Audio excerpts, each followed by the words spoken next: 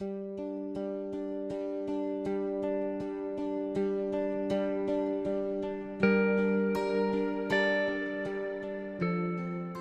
mari n'est pas le tuteur de la femme. La femme, elle est majeure.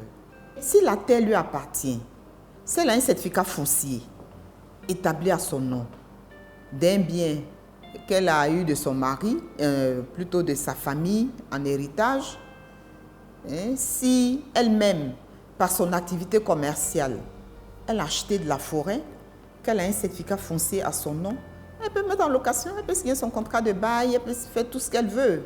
Si elle a une maison à Abidjan qu'elle a achetée, qui n'est pas dans la communauté, elle a acheté avant le mariage ou pendant le mariage, mais elle est dans un régime séparé.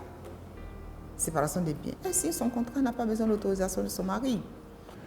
Les modalités d'accès à la terre que nous avons recensées et formalisées, il y en a une dizaine qu'on a formalisées.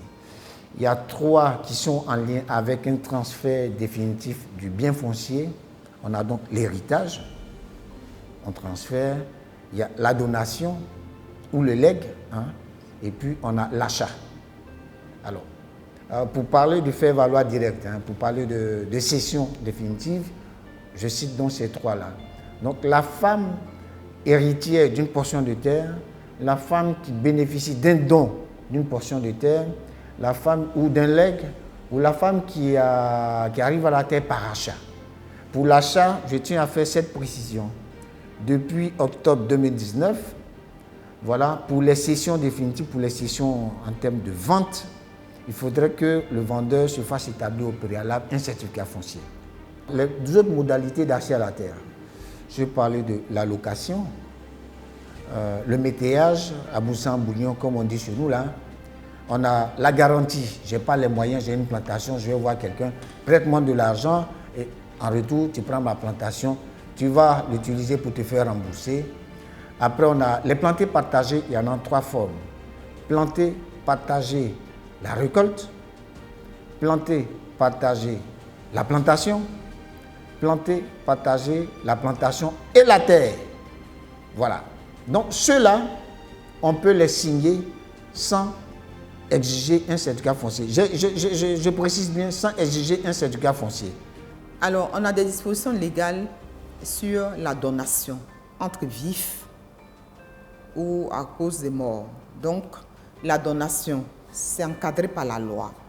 On ne donne pas dans la bouche, comme on dit. Si vous avez donné, vous avez fait une donation, il faut formaliser. Parce que c'est encadré par la loi. Vous allez chez un notaire, on fait un acte de donation. Vous signez, vous protégez la personne.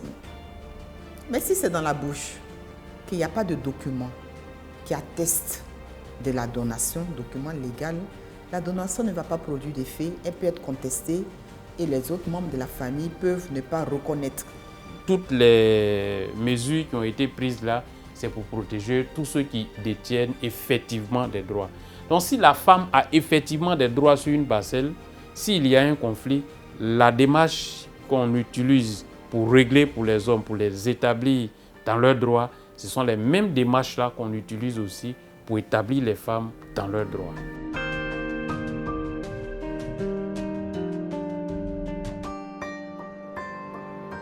Le testament relève donc de la compétence des notaires. Ce sont les notaires qui peuvent être des dépositaires de testament. Le testament peut être authentique, c'est-à-dire qu'il est rédigé par un notaire. Donc vous allez chez un notaire pour dire vos dernières volontés. Le notaire rédige. Il vous fait un testament authentique qui garde jusqu'à votre décès pour pouvoir l'ouvrir.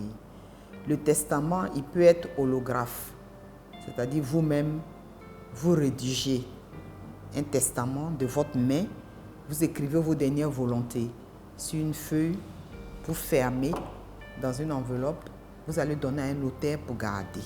Et puis on a le cas de testament qu'on appelle mystique. Vous avez écrit de votre main, vous n'avez pas donné à un notaire pour garder.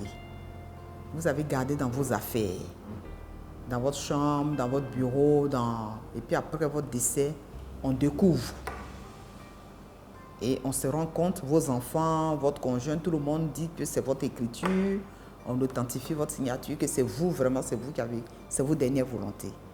Donc ça également, ça peut valoir comme un testament. Un testament, dans la mesure où il ressort de votre volonté, il peut être différent. C'est-à-dire, vous faites tout ce que vous voulez, vous écrivez tout ce que vous voulez. Mais il va être contrôlé par la loi.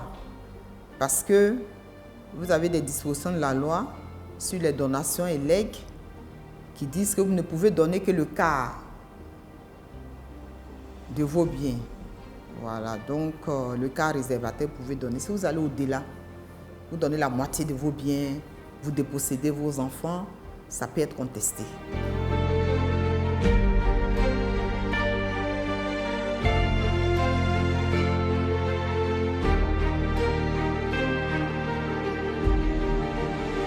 Il faut pouvoir communiquer avec nos chefs, avec les propriétaires terriens. Il faut également communiquer avec eux.